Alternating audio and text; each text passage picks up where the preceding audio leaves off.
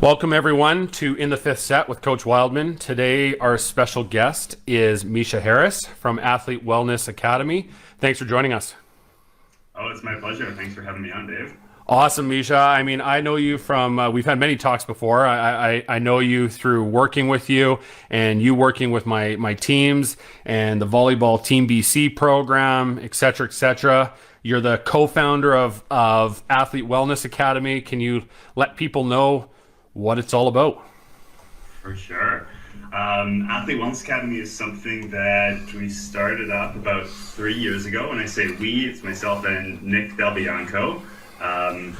It was a vision that I had had for quite a while after working with lots of youth volleyball players, lots of elite volleyball players, and seeing what I kept finding as the kind of missing link that helped a lot of high performance athletes get to the next level, and also get there and stay there more sustainably, and have a less rocky path along the way. And that as is in the name, wellness. Kind of this perspective of balance and taking this holistic look back at what are the things that we need to do to create a really strong foundation. And then in doing that, we saw incredible increases in resiliency and durability, but also in performance in these cool ways that this concept that you're as strong as your weakest link.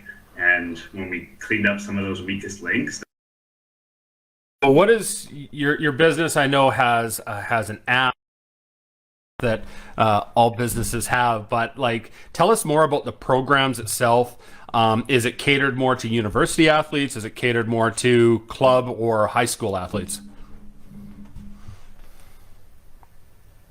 Yeah, over the years we've worked with kind of 12-year-olds up to adult pro athletes on the national team. What we found is kind of the sweet spot for really developing and implementing some of these skills starts around kind of 15, 16 for the high performance volleyball player, when they are starting to explore things outside of what they're doing on the court, maybe outside of what they're doing in the strength and conditioning.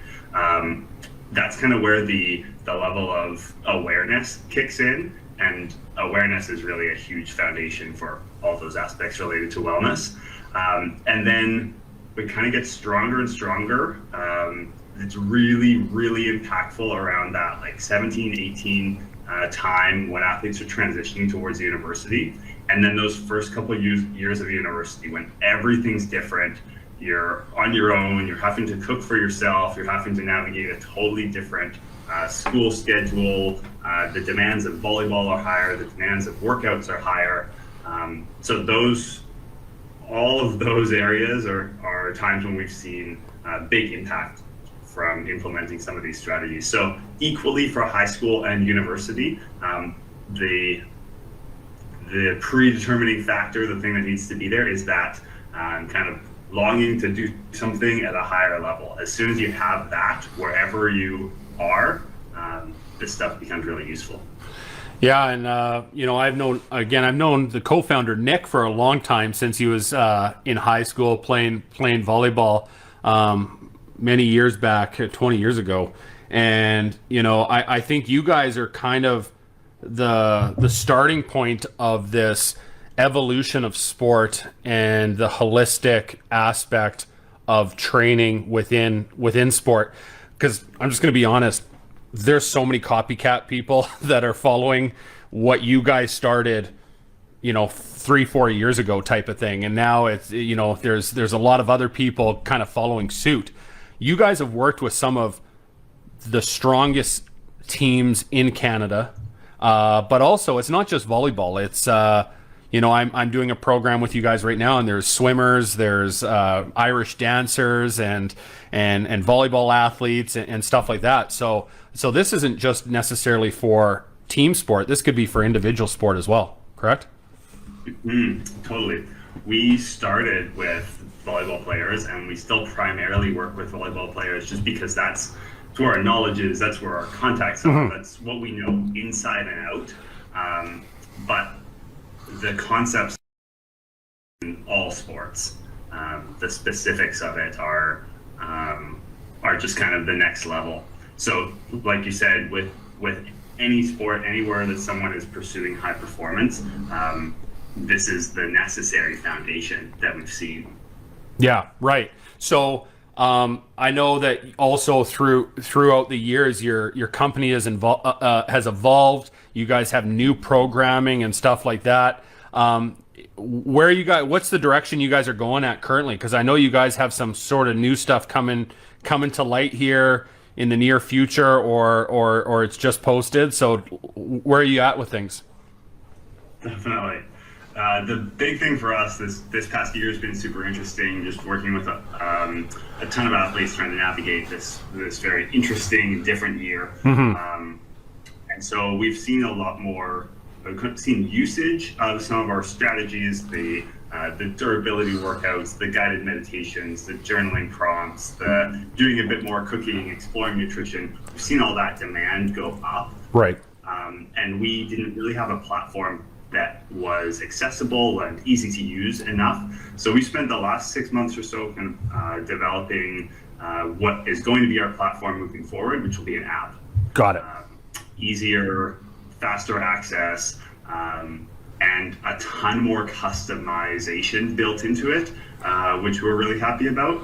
And we're just still sorting out some of the tweaks on that, but in the next couple of months, you'll see that come out. And leading up to that, we're giving out just some free resources. We just posted a free durability workout. It's kind of a way to bulletproof knees and shoulders and back, doing stuff that's probably different than what's being done in the majority of strength and conditioning programs, and different than what's being done in warm-ups and other prehab programs.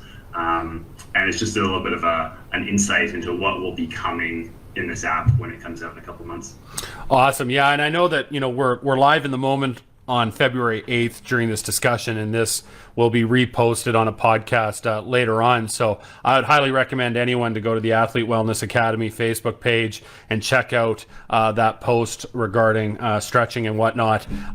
So you might have to scroll back a bit once you actually do watch this again in the future. But what teams have you guys worked with on the volleyball side of things? Oh man, because Nick is in Edmonton now. Yeah. Bunch of Alberta clubs. You guys at Ace. He's been having a really good season the last couple of years with Keanu College, doing some cool stuff with them. Probably one of our longest relationships was with the Trinity men. Yeah. While Nick was working with them, I was working with them, and then Nick stepped into a bigger leadership role with them, and they've been a cool example because they, Ben, Joe saw what some of these concepts did for Nick, saw what the buy-in did, and then he bought into it for the whole team, and then the whole team bought into it. That's awesome. And so, they're an amazing group of athletes, and Ben's an amazing coach. So with what we do to just kind of allow them to do more of what they do, it's a pretty good match. It's been working out pretty well. Right.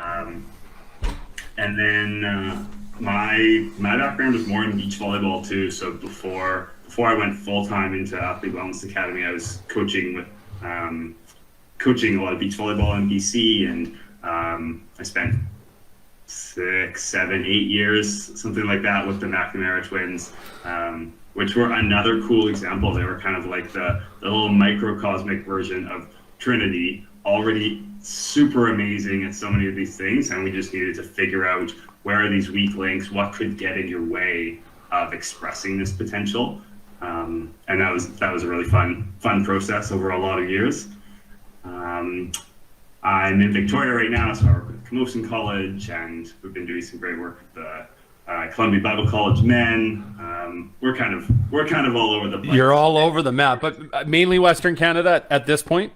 Lots of Western Canada right now, yeah. We just because that's where we've been. Once we have the app and we have a better system, a better platform for working with lots of teams, we know there's a lot of need for this, and chatting with a lot of our partners and a lot of colleagues in Ontario, and definitely in the States.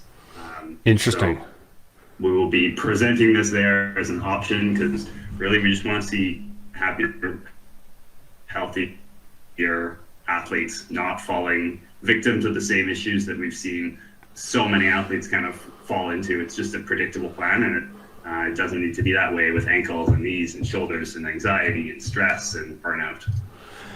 I know that you did with the Team BC program. We had that what was it, like a 5-minute warm up, or it was kind of a segment of a bunch of movements and stuff like that. I don't know if it was 1 minute or 5 minute or 2 minute warm up. I know you sent me the PDF. 4 minute magic. 4 minute magic. I knew I was close. Okay. I love that thing. I think it's amazing. And I thought last year before COVID happened, my U18 athletes, it was an expectation. They came into the gym, they knew the routine, they went through it, and it happened. And it was something very, very compact in a prior to practice and at the end of practice and stuff like that. I believe, this is my own personal opinion, is I believe that there are a lot of coaches out there, especially in the youth club age groups, that, they're so set on, we only have 2 hours and we don't have time to do visualization or talking about eating and stuff like that, because they have, and court costs are expensive. So they don't want to kind of like take that time to deal with, to look at this side of sport. But I thought the 4 minute magic was great because it was like, okay, we're able to do this, you know what I mean? And it gets our body moving in different ways that we don't normally warm up. And it was fantastic. What are the things that you see in your profession regarding youth sports? So 13 to 18-year-olds, how can we change the culture and the stipulation so that we're looking at some of these things and being able to use these different roads during practice time or just before practice time and stuff like that? Any thoughts on that? Totally. Yeah. That's such an important point that you made, and something that early on in my career we battled against, like, need to take this much amount of time and do it in practice time for warm up and things like that. But the reality is that court costs, court times, they're at a premium. And the way you get better at volleyball is by playing more volleyball. Right. No doubt about that. So if we can, we know that we want to create that structure. And so we started coming up with things like 4 minute magic when I was working with Volleyball Canada Centers of Excellence. When they first started up, I was in charge of the strength and conditioning kind of across the country, and that was an amazing experience to see what worked and what didn't on kind of a big scale.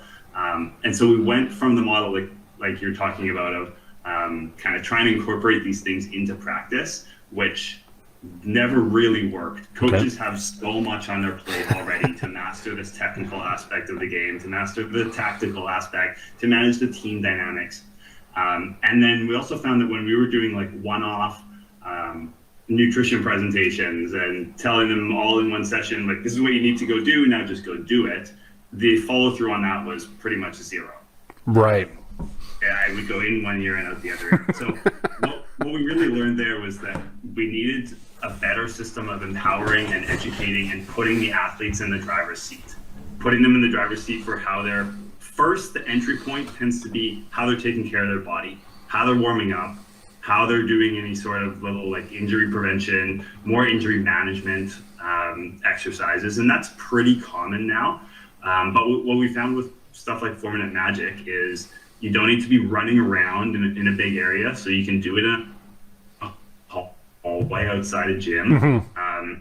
It targets stuff that's not normally hit. Mm-hmm. Like you said, moving in some different ways. So it just creates a strong foundation. And then when you get on court, you're ready to go and play whatever warm-up games you want without creaky shoulders, without creaky knees, without super unstable ankles that we see like weird little injuries happen when athletes first jump into things and kind of their brain, their nervous system isn't on board yet.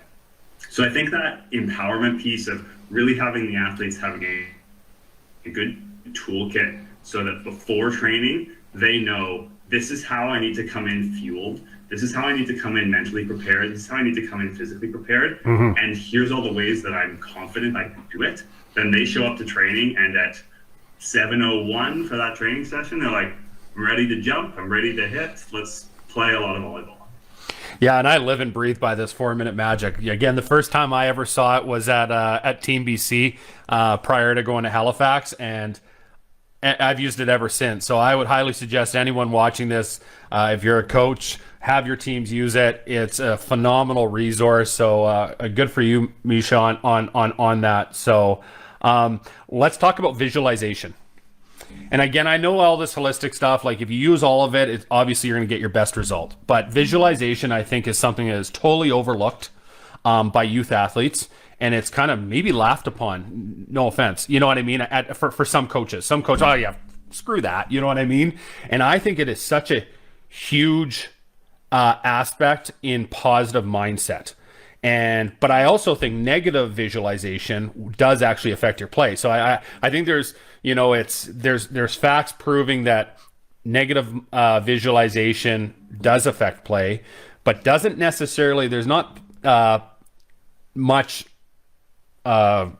research in the sense that there's proof that positive visualization does make positive effects. It only keeps you in a positive mindset.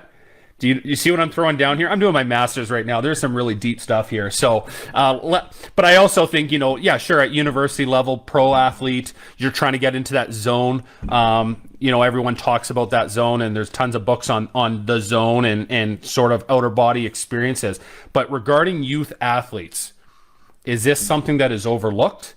How do we incorporate it? How do we change the culture? And what are some small little things that coaches can implement with their athletes right now just to start getting athletes thinking differently?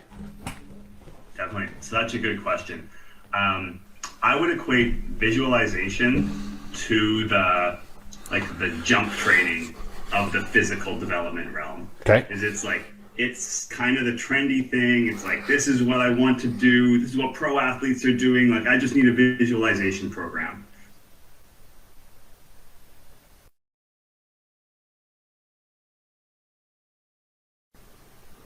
Visualization can be really, really amazing. It takes it in a different way through relaxation. And so what we've seen a ton is that trying to put in kind of like this icing on the cake kind of Band-Aid solution of like, oh, you're a super stressed out, anxious player, like just do some visualization, then the effects are all over the place. For one person, their mind just might be doing something completely different through that, and they can't really get into it. Whereas for another athlete who has a good foundation, they've done some journaling, they know a bit more about themselves, they know where some of their patterns are coming from, they've kind of explored, then the floodgates get opened for visualization to become really, really rich. Right. So like with anything that we promote, I think visualization is one of the really good tools. On top of a foundation of like athletes knowing themselves really well, I would say is more important, more impactful in our experience. When you can go through this process of really understanding, like, who am I as an athlete? What am I good at? What do I struggle with mentally, physically, technically, tactically? And then becoming more aware of like what was in line with how I'm trying to do this and what was not in line with that. Mm-hmm. As soon as you get athletes identifying like, oh, that's how I wanted to do that, whether that's physically or mentally, or the body language they had, or the intention that they put into a certain style of attack, what they're doing, and they can also identify, oh, that was different. I didn't want to do that. That came from fear, that came from stress, that came from worry, that came from tentativeness. Now we have all the foundations that there's something they know they want to change. Now you put visualization on top of it and you can unravel all of it. Right. Okay. But if we just try and visualize passing this perfect way, then the second that fear comes in, or the second that uncertainty comes in, or the second that something else happens, it's like we've created kind of a small visualization within a big context. So we want to get to know that context so we can make the most rich visualization as possible.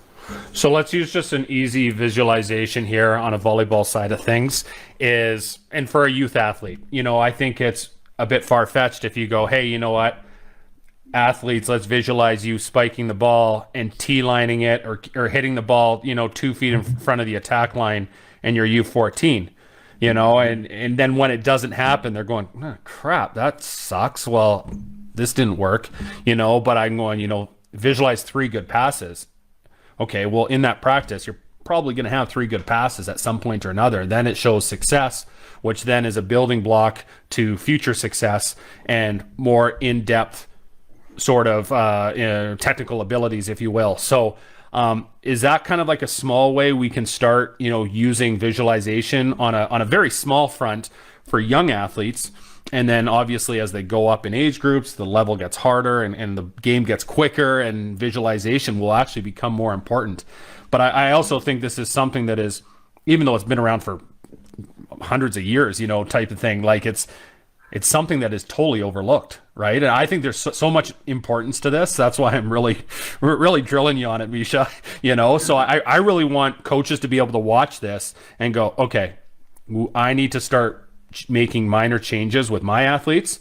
And then we can, if everyone's doing that and everyone buys in and the culture changes, then the level of play is going to go up for, and I'm using just volleyball as an example.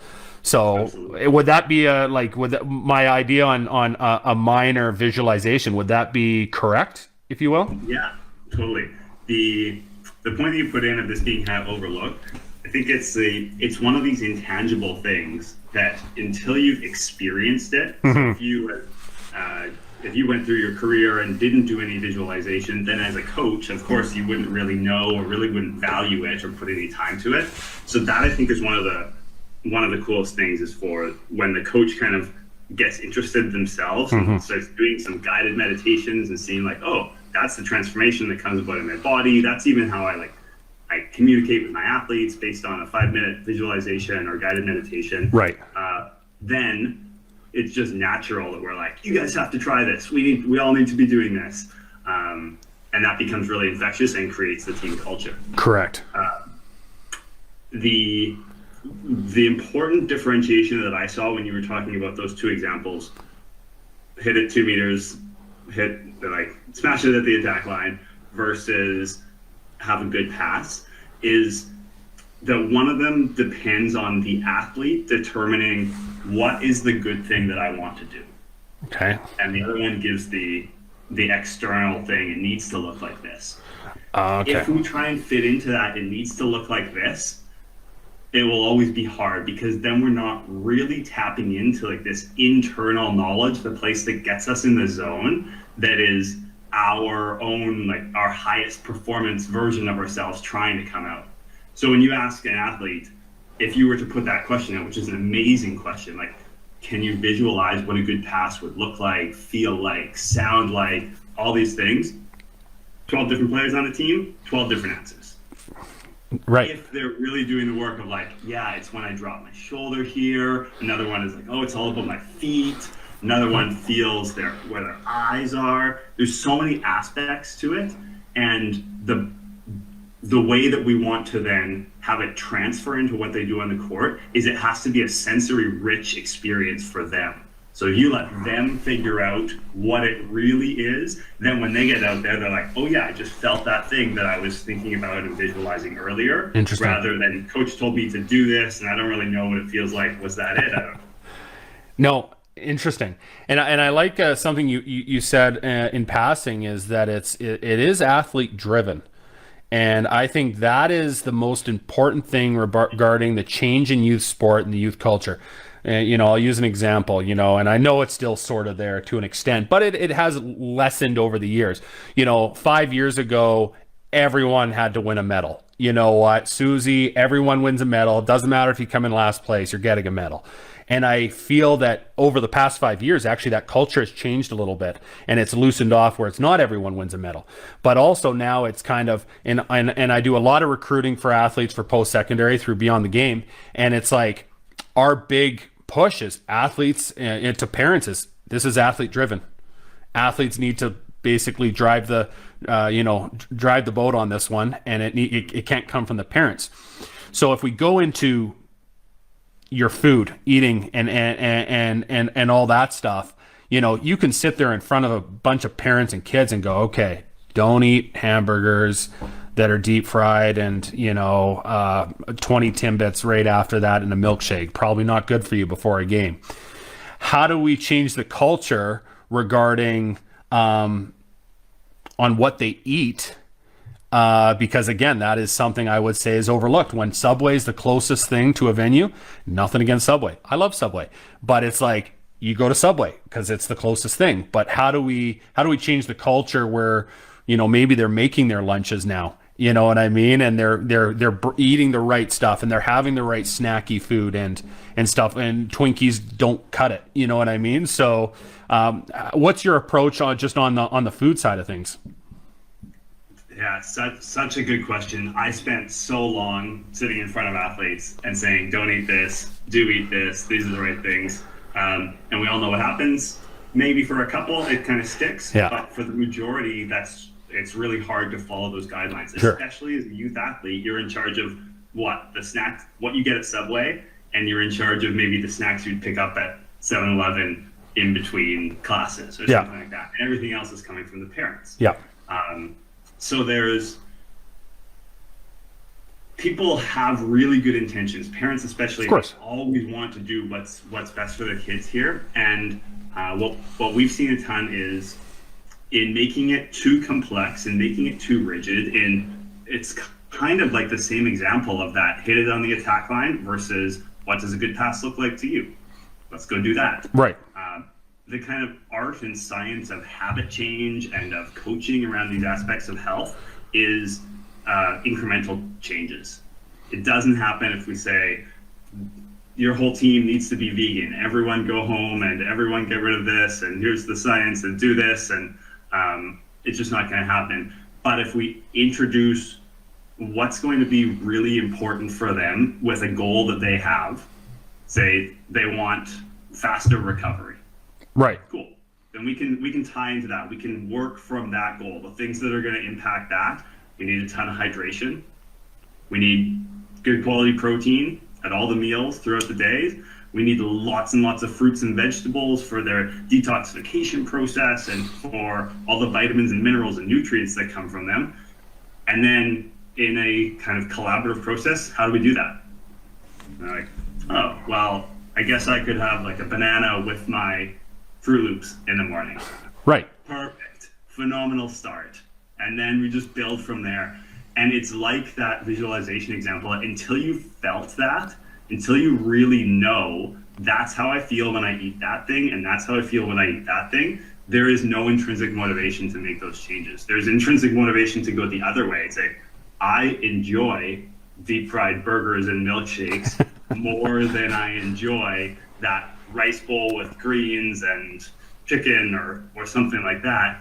But once you have the experience of, wow, I felt how mentally clear I was, I felt how physically strong I felt, then the shift is there. But we have to allow athletes to experience that for themselves, to be the drivers of it, exactly like you talked about.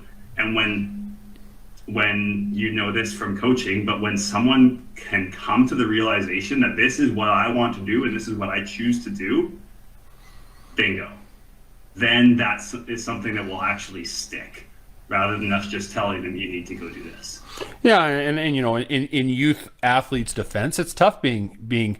I mean, I'm warning everyone out there right now. I used to be able to eat like double Big Macs, eat like 3 of them when I was 17, and I would lose weight. You know what I mean? When you get older, it changes. You know, but it's interesting now on what I eat, how well I feel, and if I eat something bad.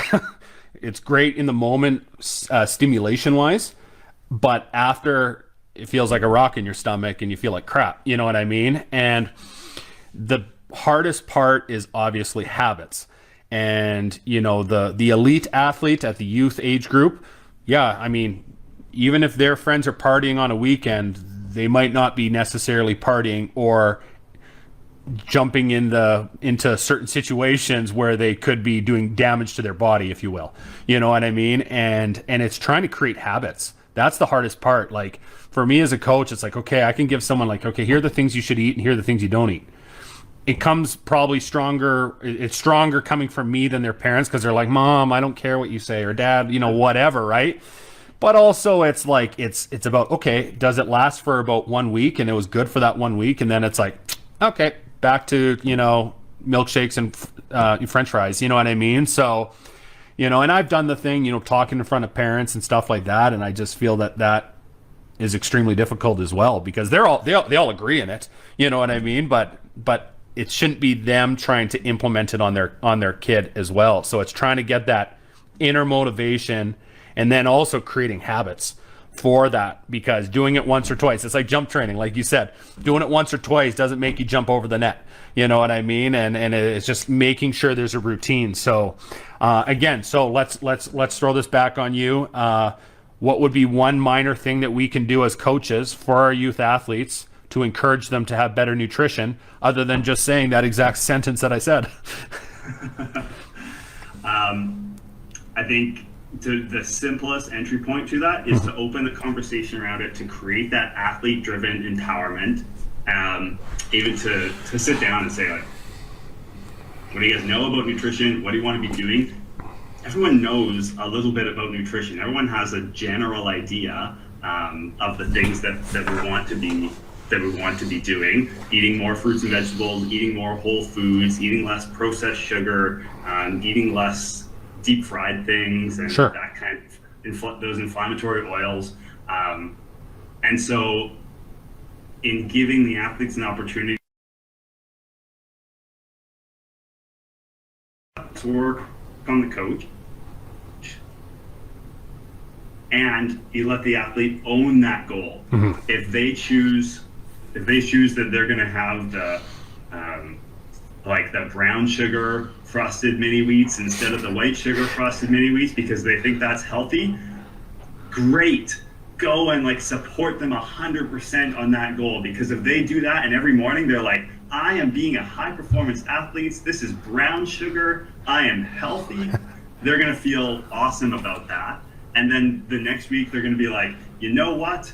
Oat milk instead of regular milk. I heard something about this and I'm going to do that. And that's how you build that's how you build the athlete like Nick was, who gets it and who does it because they know the changes that will come from it. And then they start experimenting. They hear something and they're like, oh, I wonder if that would make me feel good. Try it. I don't really feel any change. They go back to what works. Right. Or I wonder if that'll make me feel good. I try that. Wow, that's a whole new level for me. But we have to get athletes into that type of mindset, rather than go and do this. Everyone doesn't need this. And especially, we can't start with don't do this. Right. Coaching and habit change 101, don't start with that. Our first philosophy at AWA around nutrition is getting enough of the good stuff. So letting them know, you go out and you bring one grape to practice on top of the meat and bread and cheese sandwich that you were having, you've got more. That's great. That's a good 1% improvement. Right. Just a little bit more. Same thing at Subway. Add a few more veggies to that sub. Sure. Perfect. Yeah. Get the non-breaded chicken option. Awesome. Nailing it. If you have an issue with bread, some athletes will. If you don't respond well to it, get the big salad, double up the meat. Perfect. There are options everywhere without having this perfect ideal that we all have to be making these organic, local, farm-based lunches that come with us every day, and we never have gluten, and we never have sugar, we never have dairy. Not sustainable for most athletes, is what we've seen. Yeah, and I think you just nailed it right on the head. It's just having those small changes, and then seeing how you feel after those changes. And if you feel good from it, then it's something you want to do again. Like anyone's, the mind will lead you on that. It feels good, let's do it again, type of thing. So no, this is some really awesome stuff. I mean, I can pick your mind for hours, but I know you got, like you said at the start of the conversation, you have an app. Has it come out yet? When's the big day that this comes out? How do people get a hold of you? All that stuff. Yeah, the app is coming in the next month or so. Okay. We're going to be bringing in kind of a small group of some testers as we play around with rolling things out in a little bit of a different format. But the full release, we're aiming for the end of club season is our goal, so that we can have an opportunity for the athletes as they leave their clubs, as they leave that structure, to start kind of working on some of these things, putting in the foundations over the summer and whatever they're doing there, so that when they come back to high school in the fall, when they get back to club season next year, they're just dialed in on a bunch of this stuff. Awesome. So that's our goal. You can follow us on Instagram, Athlete Wellness Academy, at Athlete Wellness Academy, and there's lots of stuff that we'll be putting out there leading into all this launch. Our website, athletewellnessacademy.com, has some info there, as well as a sign up if you want to be one of those kind of beta testers as we're getting things going.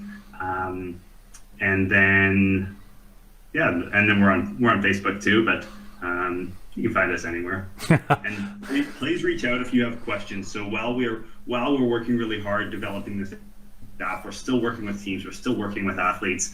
And if there's something that you want for your team, we're happy to chat about that. And either just send you something over email if it's a really simple one, or to get a more formalized program going with the team.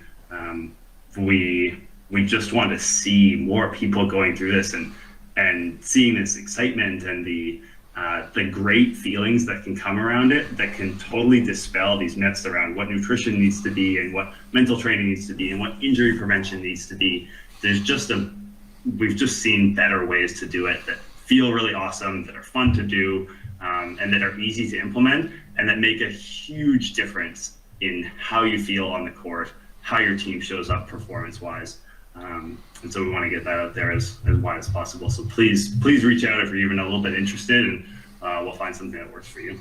Yeah, I highly, for any coaches or parents, athletes that are watching, I highly recommend Athlete Wellness Academy. They do some amazing stuff. You got a feet on the ground in BC with Mischa, and you got feet on the ground here in Alberta with Nick Del Bianco. So they always you guys always reply to emails and all that stuff. So it's it's really important that if you guys have questions to reach out to them. And Mischa, I just want to thank you for your time. I know you've helped with some of the warm-ups during the Beyond the Game showcases when we were allowed to do those based on COVID stipulations, and you've worked with Team BC, and you guys are just anywhere and everywhere. So thanks for helping the community, with everything that you guys do. Oh, it's our pleasure. And it's coaches like you who see the value in this and who make this a part of what we're doing and part of that culture, that we would love to see that. And like you were saying before, we want to see copycats because we're not the only ones who can do this. We're not the only ones who understand this stuff. But the more that teams are asking for this, the more that parents and athletes are asking for this, the more people all over the place who are going to be doing this.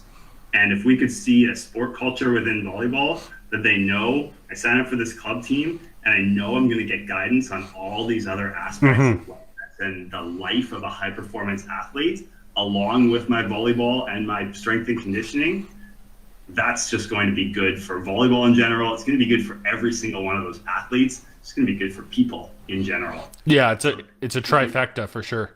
Yeah, thank you for always thinking of us and always putting this message forward. I think there's some cool changes happening. Yeah, and for people who've tuned in halfway through, this isn't just volleyball. Athlete Wellness Academy works with anyone and everyone. All sports, team sports, solo sports, and not even sports. Do you work with any people that are not involved in sports, like musicians or anything like that?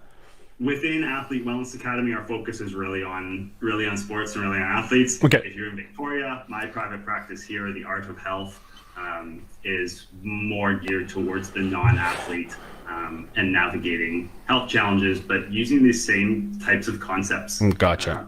That we have a lot of power in our hands when we know what we're working with. Awesome, Mischa. Well, thank you for your time, and I'm sure we'll be chatting sooner than later. Sounds great. Thanks so much, Dave. No problem. Have a good one. Have a good day. Bye.